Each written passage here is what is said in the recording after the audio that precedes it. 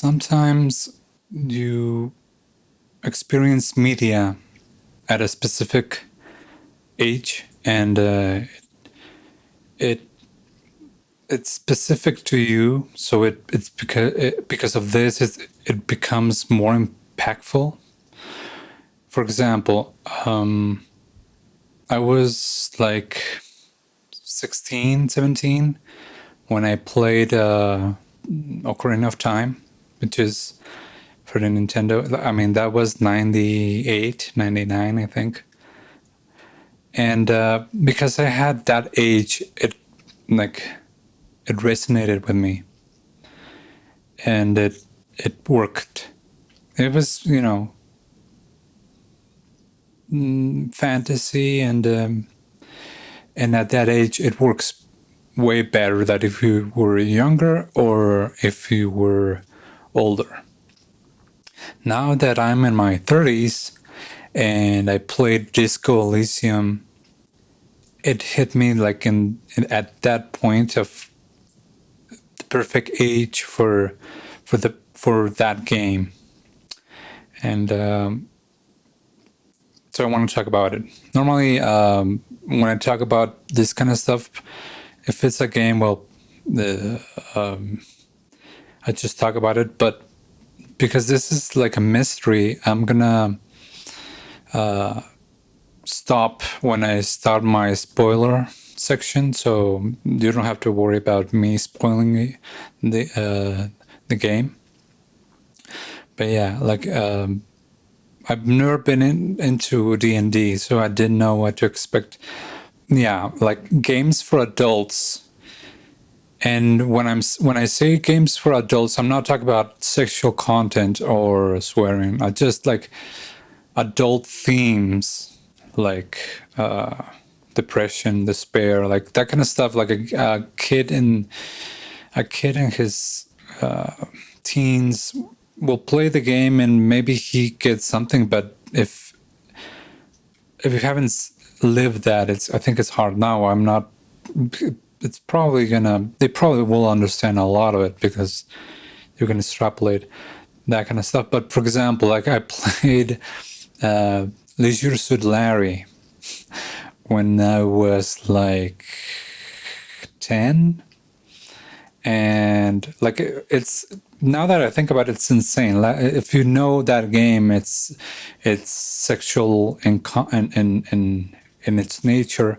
Just getting to play the game was a pain in the ass because I remember that I played it for DOS, my IBM DOS machine, and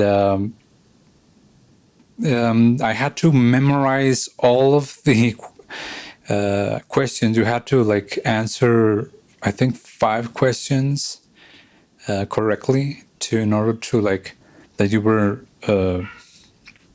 not a kid. So for me, it was like trial and error, right? Like I don't know, like it would kick you out of the game. My point is, I played the game. I didn't understand half of it. Like, oh, look, so you see this lady up on atop of the bar, and you have to pay money to see her. I didn't understand. Yeah. So for those who haven't played Leisure Suit Larry, you pay a prostitute, and although I think there's a way to like not pay. Okay, but my point is that that age, I don't know, like I didn't understand the themes or the funny stuff of that game, and with Disco Elysium, it handles adult themes, like things that like no game really wants to talk about, like religion, socioeconomic ideologies, racism, all these things that are, I mean, part of life that like it's that part of life that it doesn't sell. So why would a game developing studio focus on that kind of stuff?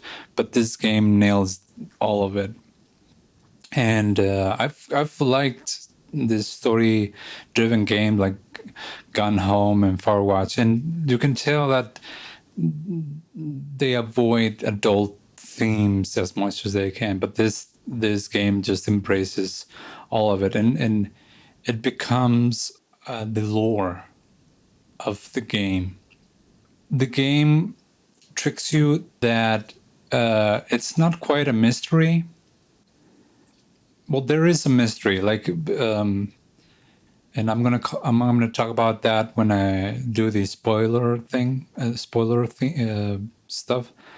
But there's a body hanging, and you're a detective, and okay, so obviously you have to investigate, but not really. I'm gonna save it for the spoiler, but just it's the mystery is not what you think it is.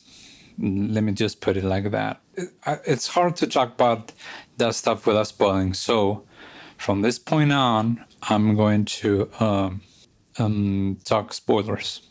The mystery is not who killed the guy that's hanging or what's his name or all of this stuff. The true mystery is what caused, and I'm gonna say his name because it's now spoiler section. Who, what, or where provoked Harry S. Dubois' mental breakdown? Right, that's the mystery of the game. And because storytelling wise, there's no escaping how that the mystery is that this guy, weirdo guy, that's on an island, just fall in love with Klasia, and he was the one that killed the guy because of jealousy. But the mystery is like why Harry lost his memory and all stuff. I won't say that, even if you're seeing this section that contains spoilers, I won't tell you. But it's brutal when you find out what happened. But so we come to the main theme of the game, which is nostalgia as the main enemy, right? All of this stuff, everyone has problems with nostalgia in the game, or like the impossible dream, impossible end game, or miracle that they are waiting, and so that's why I think that's why the game is named like that. Disco days, like the disco days are over, my friend. After playing the game like 3 times, I thought when I started playing again, I said, it's gonna be almost the same, and it's not. It's like there's way more stuff. Sub quests are really worth playing the game again. So just that it was really worth playing again. Everything said before, this game is like a Kafkaesque adventure into embracing, the absurd, right? Because the killer wasn't killed because of all of the stuff that you were investigating. It was just this coincidence of this guy falling in love with Klaustia and he being in the middle, like literally being in the middle. Yeah, it reminded me, now that I'm talking about it, it reminded me of the Big Lebowski, right? Spoilers. If you don't want to know anything about the Big Lebowski, just don't stop it here. In the end, in the Big Lebowski is like, nah, all of that stuff that you thought it was meaningless, like just because chaos. And this game has like a little bit of that the universe like sometimes is weird and against you. And the last thing is the cryptid. That last thing is, it kind of shows a little bit of Lynchian like weirdness about like combining the supernatural with an explanation of like weird life can be. And I thought I didn't like it, but I now I love the cryptid, and especially if you get to talk with a cryptid, and it has the most beautiful dialogue, and it's all really well done, especially in the final cut. But yeah, it's uh, that paranatural. It also it's not just it doesn't come out of the blue, like because it the game talks about like the pale, like what is that, like it's something that we don't have in the real world, but kinda like I feel that it kind of talks about like radiation, like it's something like that, right? It came because of the overuse of radio like devices that open something in the universe, and then something weird.